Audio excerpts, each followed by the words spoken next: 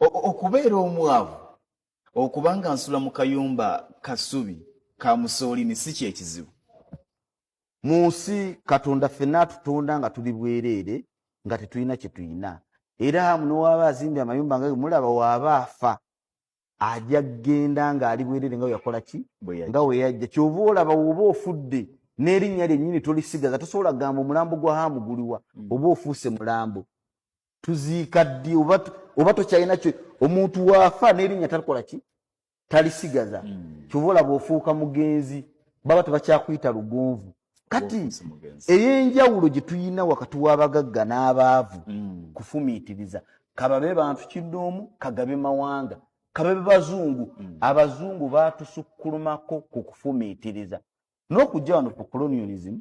I'll give you the best example. Abazungu mu kuwankawanka okulaba nga balongoosa obulamu bwabwe n'embeera yaabwe beesanga nga bavudde gye bawangaalira to look for better resources bwe batu bajja kusemazinga ki Africa bwe batuuka wano ne basanga nga Africa tuli bagagga nnyo ne batwala buli kintu kye twayina golodi zinki diamond naye ate ne batulanga n'Abafirika bennyini basajja baki bamaanyi bakiwago ne balaba ne human labor. They exploited us up to an extent.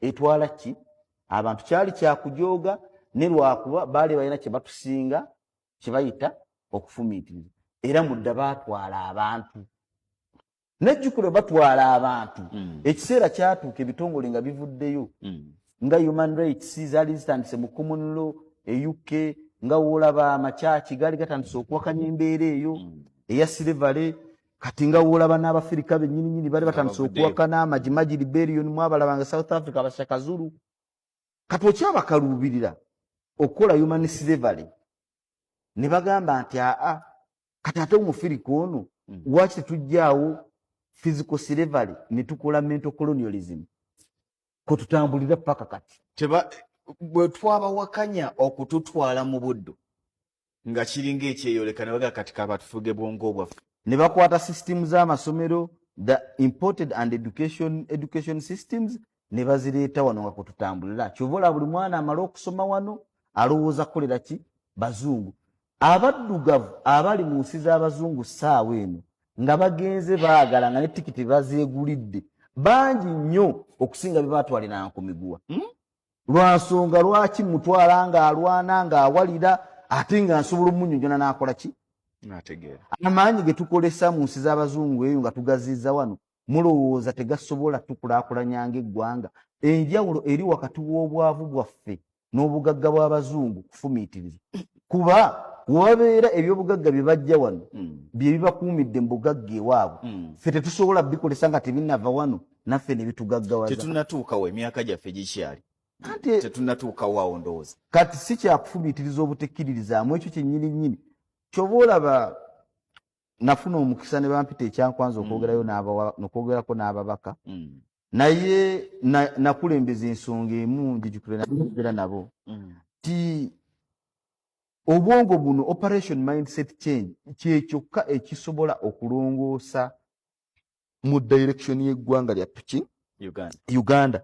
Abaana bano emiti emito ne bategeera nti buvunaanyizibwa bwabwe okwokulaakulanyanga abantu n'okulaakulanya eggwanga lyabwe. Bannayuganda balina ekintu ekikyamu nnyo kye batambuliramu. You know, reason as an element of reason imputes an intention to fulfill an obligation. Gwokwagala okuwaanibwa olw'okukola ekintu ekyo ky'olina okukola ate ekikakatako. Kati n'osanga ng'omuntu mulwadde naye ng'ayagala bamuwaane nti amize eddagala. Bannayuganda tebannakitegeera mu bwongo bwabwe nti buvunaanyizibwa bwabwe okwokulaakulanya n'okulaakulanya ki ensi yaffe. Tebannakkiriza nti ndi mwavu lwakuba nnyina kye sikola wammanga okunjija mu mbeera mwenkola ki mwendi. Kyova olaba banenya bazadde baabwe banenya baganda baabwe nti antambulirako ne banenya gavumenti naye nga bo tebeenenyezaadde omulundi ki n'ogumu. Tasobola kugamba nti ndi mwavu lwakuba lwaki oyagala obugagga ng'obwa Hamu ate nga toyagala kukola nga Hamu. Kuba obugagga n'obukozi butambulira wamu. As an element of reason, someone has to embrace struggle and hardship. At the same time being persistent and consistent. Tulina okutegeera nti okufulubana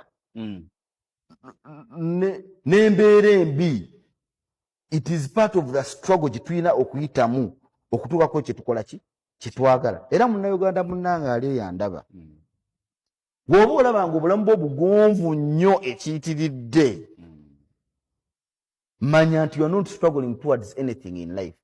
Ebiseera ebiseera bw'oba nga olaba buli kimu olikkako nga buli kimu otambulira butambulizaawo, ne buli lw'olaba nga abantu bakuwalana bakukyaye, awo ng'otegeera nti olina kyokola kye baali kwegombye kuba kye baali yagadde bakole ki bafune. Kati ekintu kino ekyokufumiitiriza yenkizo kyobola nawandiika akatabo Reason as the world masterpiece. Why?